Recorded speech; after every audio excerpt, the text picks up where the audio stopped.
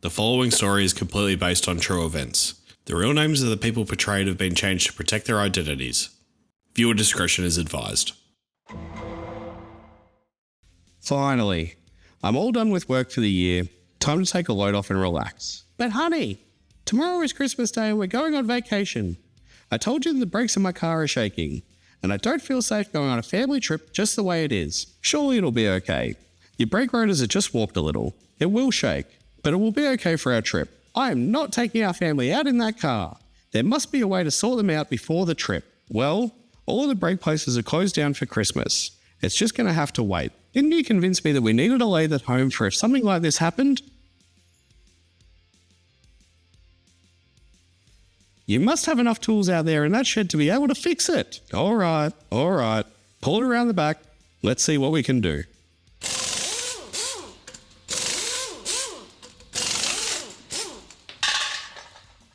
Alright guys, it's okay.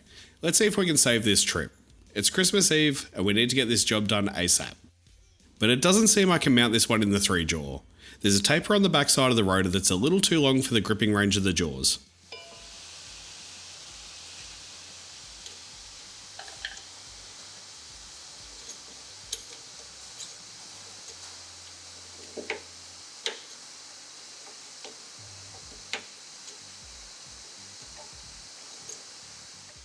But I do have a chunk of 4140 big enough to make something that the central bore of the brake rotor can locate on.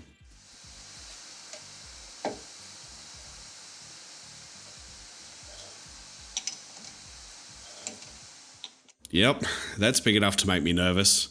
But what's the worst that could happen? To make the mounting arbor thing, I'll start by facing the stock.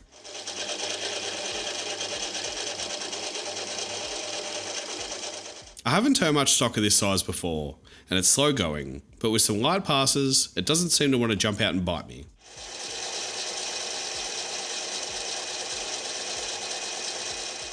Just while that's happening, in case you were wondering what to get me for Christmas, I'm a really easy one to shop for.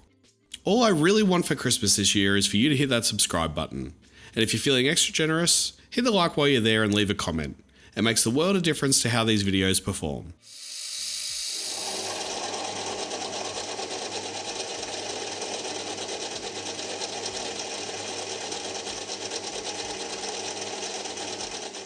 Then I'll turn down a little on the end to give me a clean reference.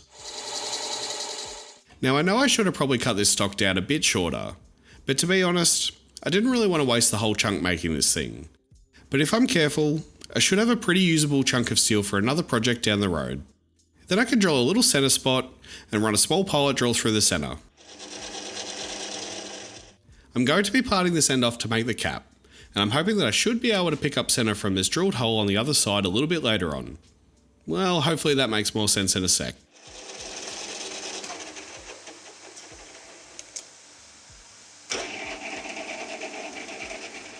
And now for the last step in this setup. I'll turn down a little shoulder about half the thickness of the material in the center of the rotor and down to diameter that gives me a pretty snug locational fit.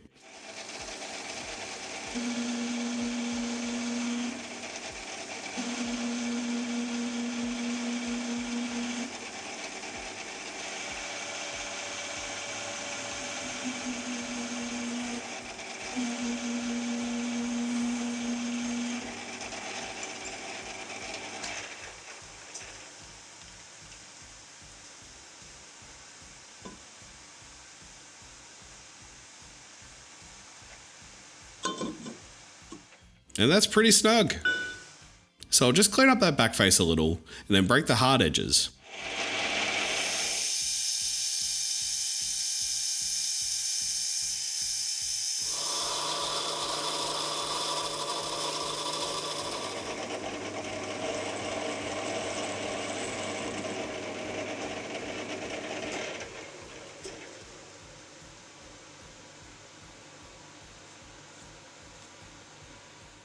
And that looks like it should work, but I'm not feeling brave enough to try and part this whole thing, so off to the band parter it goes.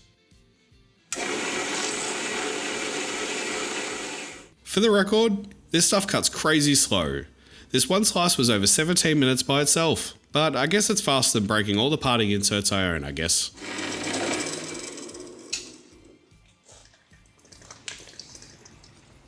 Anyways, we got there. And back to the lathe to face off the bandsaw marks.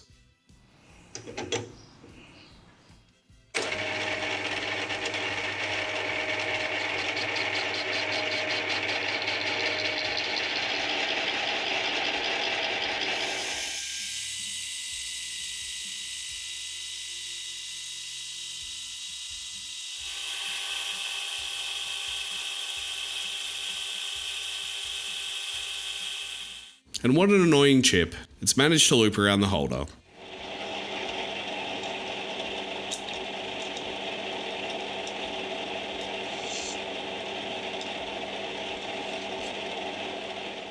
Well, you can just stay there for a minute.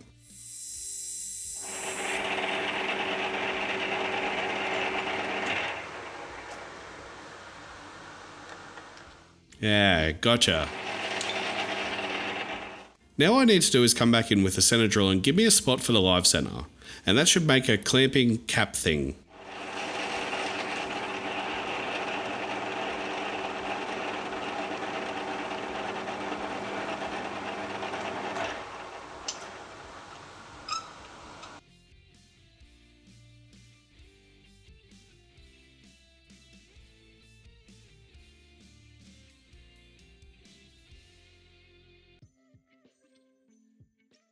And now back to the big chunk. I'll face it and try up the body a little.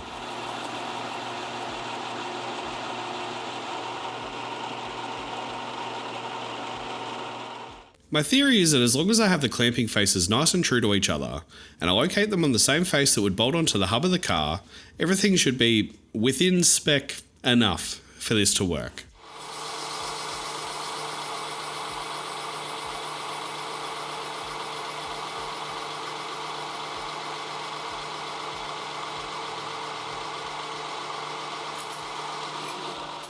And that right there is why you don't stand in front of where you're cutting. Then I'll whittle down a matching locating shoulder to the cap, and we can see if this is going to all come crashing down.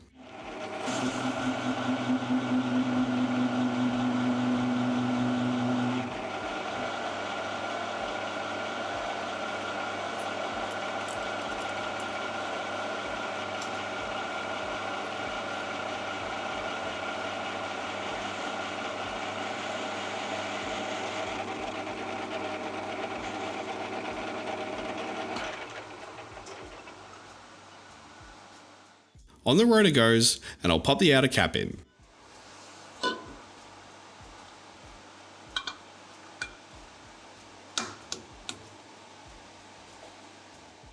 Then bring in the live center and give it a tap for that Christmas luck.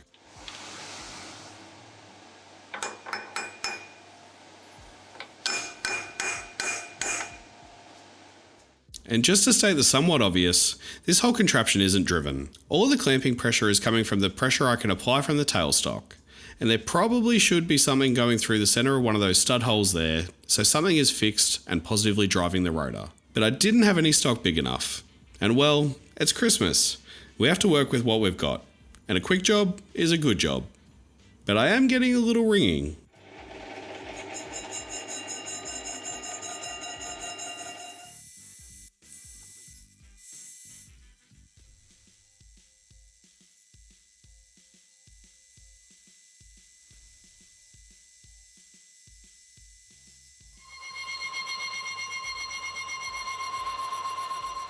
Yeah, that was rough. But one side is done. Now if my theory is correct, I should be able to just flip this thing over and repeat it on the other side.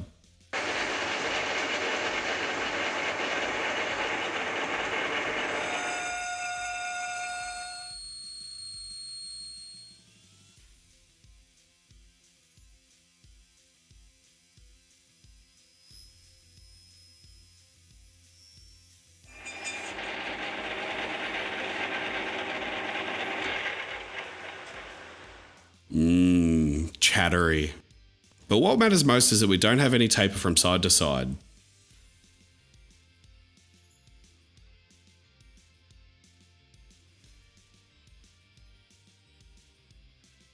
And I'd call that pretty even.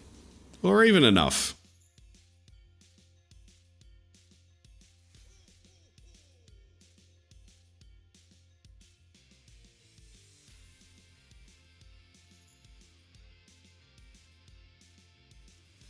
And according to the minimum thickness on the rotor, we're still in spec. So we can go back onto the car and we can get this thing wrapped up.